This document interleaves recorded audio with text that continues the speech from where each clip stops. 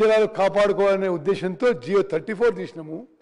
ఈ జియో 34 కూడా ఇప్పుడు ఈ బ్రిజేష్ ట్రిబ్యునల్ యాక్సెప్ట్ చేసింది. నెక్స్ట్ ఇది జగన్మోహన్ రెడ్డి గారి ఉత్తరం ఇక్కడ ఎందుకు ప్రస్తావిస్తున్నాం అంటే వైఎస్ జగన్మోహన్ రెడ్డి గారు నవంబర్ 19వ తారీఖున చంద్రబాబు నాయుడు గారికి లెటర్ రాస్తారు. తెలంగాణ రాష్ట్రం కృష్ణా నదీ జలాల డిస్ప్యూట్లో చాలా బలంగా ఆర్గ్యుమెంట్స్ వినిపిస్తున్నారు. వాళ్ళ ఆర్గ్యుమెంట్స్ వాళ్ళ స్టాండ్ చాలా గట్టిగా ఉంది. ఆంధ్రప్రదేశ్ అంత గట్టిగా ఆర్గ్యుమెంట్స్ వినిపించడం లేదు అని చెప్పి ప్రతిపక్ష నాయకుడు జగన్మోహన్ రెడ్డి గారు అక్కడ ముఖ్యమంత్రి చంద్రబాబుకి పోయిన నెల నవంబర్ 19వ తారీఖు లేఖ రాసిన విషయం కూడా మీ అందరికి మనం చేస్తున్నాం. నెక్స్ట్ ఇది పాలమూరు రంగారెడ్డి పథకం విషయంలో నేను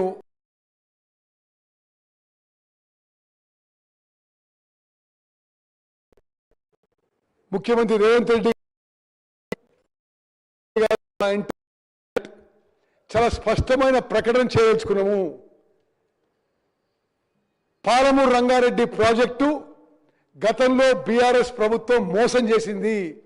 మోసం దగ 80,000 కోట్లు దాటే ప్రాజెక్టుకి వాళ్ళు ఖర్చు పెట్టింది కేవలం 27,000 కోట్లు. మేము ఈ 3 ఏళ్లలో 90 టీఎంసీ నీటితో 90 టీఎంసీ వాటర్తో పాలమూరు రంగారెడ్డి ప్రాజెక్టు ఒరిజినల్ షేప్లో పూర్తి చేస్తామని చెప్పి ఈ సభ ద్వారా ఉమ్మడి మహబూబ్నగర్ జిల్లా ప్రజలకు తెలియజేస్తున్నాం. అదేవిధంగా ఒక హిస్టారికల్ బ్లండర్ బీఆర్ఎస్ ప్రభుత్వాన్ని జూరాల నుంచి సోర్స్ తీసుకుంటే జూరాల ఎంటైర్లీ తెలంగాణ టెరిటరీలో ఉంది. ఇప్పుడు శ్రీశైలంకి పోయి మనం ఆంధ్ర తెలంగాణకి మధ్యలో ఉన్న రిజర్వాయర్ చేసే ప్లాన్ చేస్తే దానికి అనేక వాటర్ అలొకేషన్ ప్రాబ్లమ్స్ అవుతున్నాయి. జూరాల నుంచి ఆ రోజు ఇది ఎప్పుడు ఉమ్మడి ఆంధ్రప్రదేశ్లో జియో ఇష్యూ చేసినారు. ఆ తర్వాత కేసీఆర్ గారు ముఖ్యమంత్రి అయిన తర్వాత దీన్ని స్టడీ చేయిస్తే 25 రోజులు అంటే సంవత్సరానికి సుమారు 27-28 రోజులు 1,00,000 క్యూసెక్లపై ఫ్లడ్ వాటర్ వస్తుంది. వాళ్ళ హయాంలోనే ఇది కేసీఆర్ గారి హయాంలోనే వాళ్ళ ఇంజనీర్ రాసిన విషయమే. 25 రోజులు 2.8 టీఎంసీ లిఫ్ట్ చేసుకోగలిగితే 70 టీఎంసీతో ఇదే పాలమూరు రంగారెడ్డి స్కీము 10 లక్షల ఎకరాలకి 70 టీఎంసీతో 32,000 కోట్లతో ఎన్నడో పూర్తయ్యేది. ఇది వదిలిపెట్టి కామన్ ప్రాజెక్ట్ శ్రీశైలంకి పోయి దీని హైట్ నుంచి 100 మీటర్లు కిందికి పోయి ఖర్చు 2-3 పెంచుకుని తప్పితే మరొకటి లేదు. నెక్స్ట్ అదేవిధంగా ఇప్పుడు ఈ సభ ద్వారా ఉమ్మడి మహబూబ్నగర్ జిల్లా రైతులకి ప్రజలకి యావత్ తెలంగాణ ప్రజానీకానికి తెలియజేస్తుందంటే ఆనాడు జూరాల నుంచి ప్రాజెక్ట్ కట్టి ఉంటే తెలంగాణ రాష్ట్రానికి మహబూబ్నగర్ జిల్లాకి ఎంతో మేలు జరుగుతుంది. ఇది హిస్టారికల్ బ్లండర్. ఏ విధంగా అయితే తుమ్మడి ఎడ్డి దగ్గర నీళ్ళు లేవని చెప్పి కిందికి తీసుకుపోయి మేడిగడ్డ దగ్గర మొదలుపెట్టి అది కూలిపోయింది. జూరాల నుంచి శ్రీశైలం కిందికి తీసుకుపోయి తెలంగాణ రాష్ట్రానికి తీవ్రమైన నష్టం చేసిండ్రు. నెక్స్ట్ జూరాల నుంచి ప్రాజెక్ట్ కట్టుంటే 3 స్టేజెస్లో 10 లక్షల ఎకరాలకు నీళ్లు పారేవి. ఇక్కడ పంపింగు 5 స్టేజెస్లో జరగాలి.